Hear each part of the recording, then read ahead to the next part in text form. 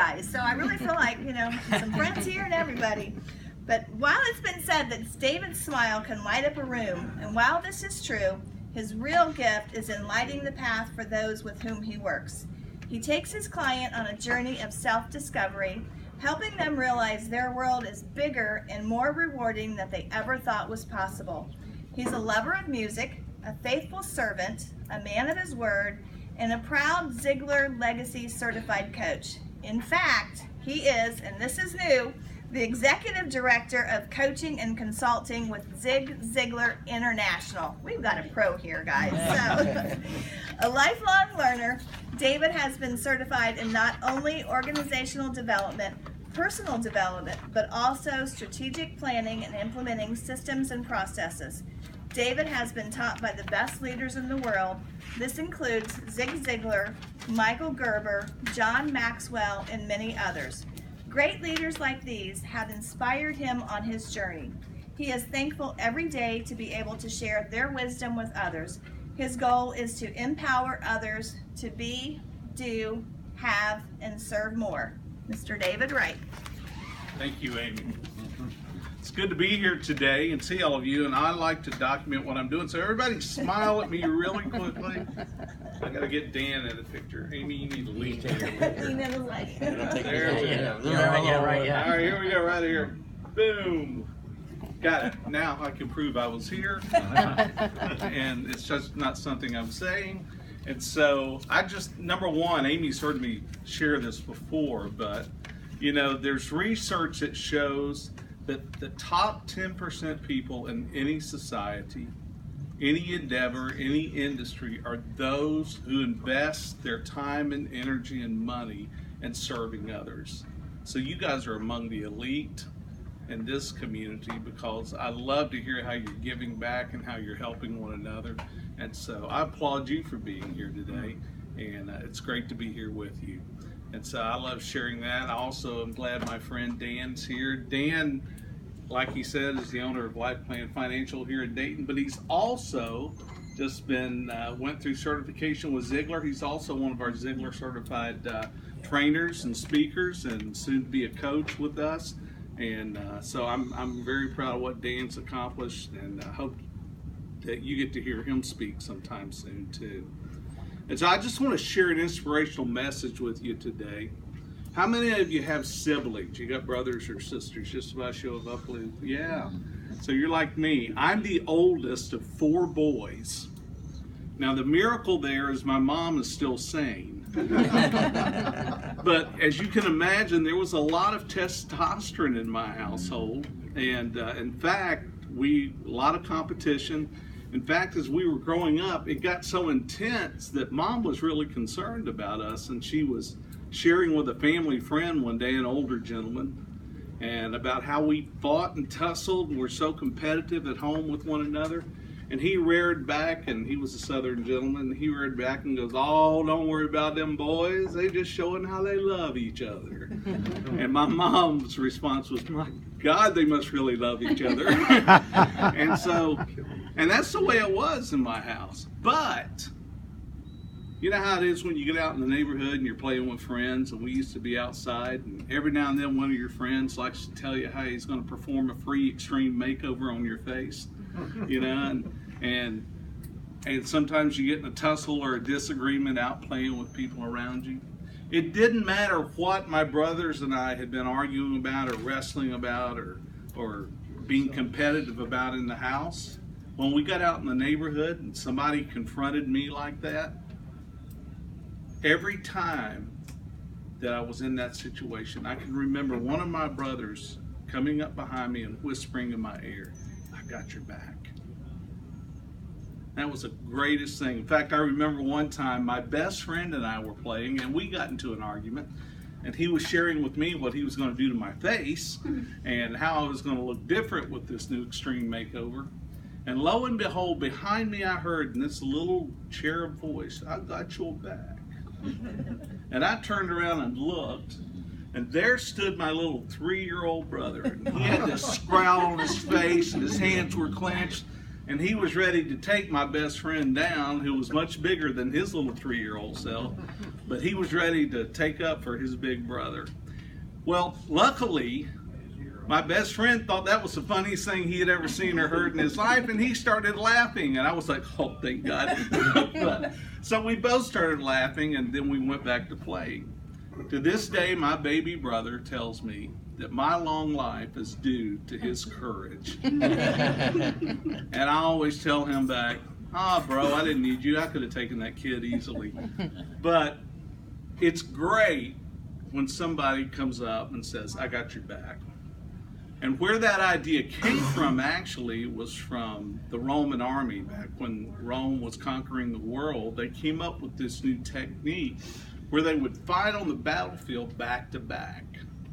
And so what they would do is, like if Dan and I were partners out on the battlefield, before the battle, they would put their hands on each other's shoulders and they would look into each other's eyes and they'd say, I've got your back, brother.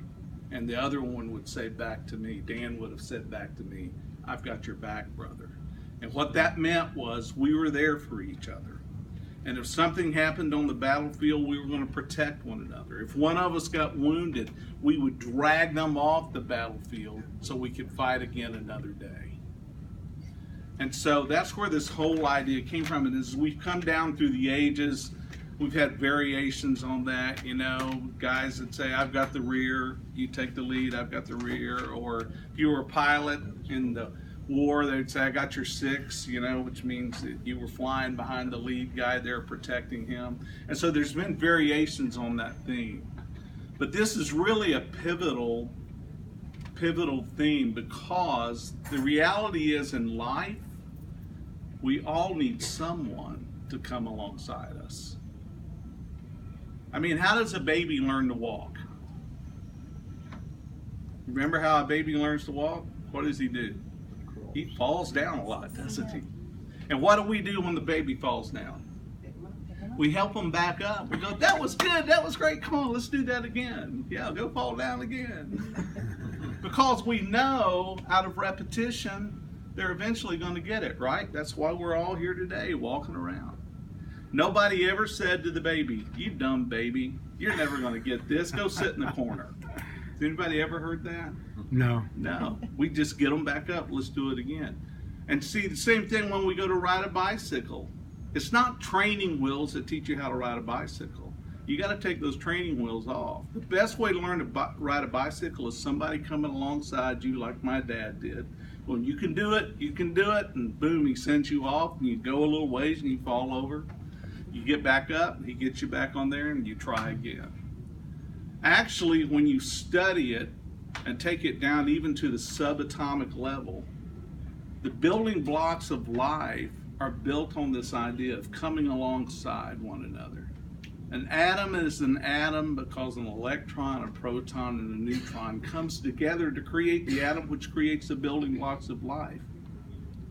Now in America especially, we talk a lot about we want to get to independence. I remember when my daughter was about 3 years old, I asked, this is the first time she ever said grace over the meal. I said, Jessie, would you pray over dinner tonight? And she said, Lord, bless this food so I can grow up to be a teenager and do whatever I want. And I knew I had trouble right there. But we celebrate this thing of independence. But really, when we look at life and look at success, it's interdependence that's really the highest level. And so it's that ability to come alongside someone or have someone come alongside you and help. And so there are 4 things I want to share with you today that come out of this idea of I've got your back.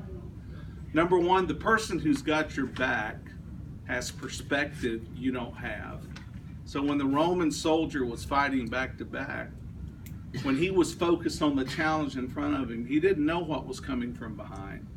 So the person that had his back could see what was coming from behind and prepare for that and defend the situation. So they were protected on all sides. So the person who has your back sees what you don't see. They have perspective that you don't have. And so they're there to help you understand when you're focused on a challenge or an issue, what's coming and how to prepare for that. Second thing is this. The person that's got your back is they handle what you can't. How many times have you been so focused on the challenge in front of you that there were things you knew you needed to be taken care of? You just didn't have the time, you didn't have the energy, you didn't have the focus to take care of everything around you. The person that's got your back comes alongside and is there to help you make sure everything's taken care of. The third thing they do is this. A lot of times when you're fighting a battle, you've got a challenge in front of you, things drop, you let go of things. You're trying. On the battlefield, the sword would get knocked out of your partner's hand. You'd run over, pick it up, throw it back to him, or the shield would be dropped, and you'd pick the shield back up and throw it back to him. So it's the same thing in life. We need those people that'll come alongside of us and pick up what we drop. They're there to support us in a way that we can't support ourselves. They're there to make sure that we've got what we need in the time of need to face the challenge and get the job done. And then the fourth thing is this. People who have our back, they're committed to seeing you win. They're committed to seeing us win. And so they will go the extra mile. They're committed at the highest level, and the highest level of commitment, I don't have time today to go into that, but it's what I call the WIT level, W-I-T, whatever it takes. Whatever it takes, I'm going to be there with you to make sure that you win, to make sure that we overcome. And so we all need somebody in our life, or a series of somebodies, that will come alongside of us and support us that way.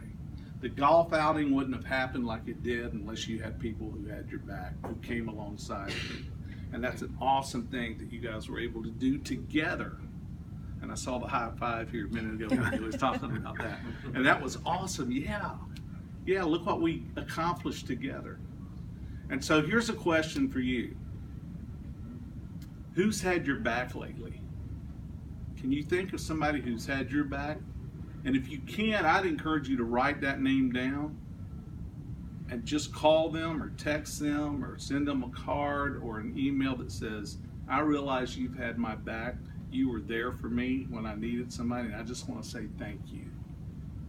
Too many times we don't take the time to say thank you.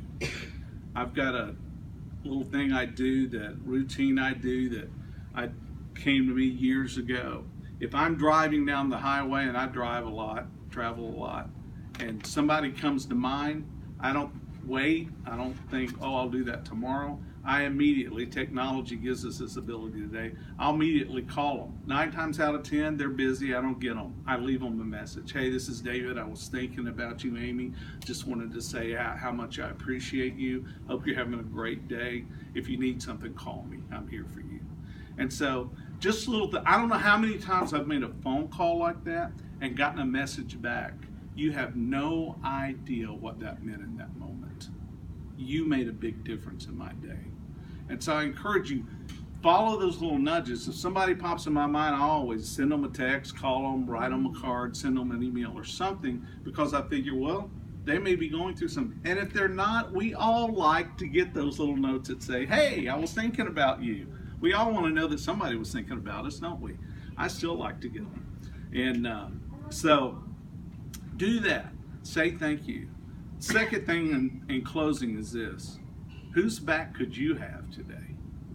Who could you be there for, to support, to pick up what they're dropping, to give them perspective on what they can't see?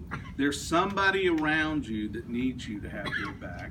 There's some place that we can give ourselves and be more and serve in a way that will impact somebody's life in a positive way. I'm David Wright, Director of Coaching Consulting for Zig Ziglar Corporation. It's my pleasure to be here today. Thank you.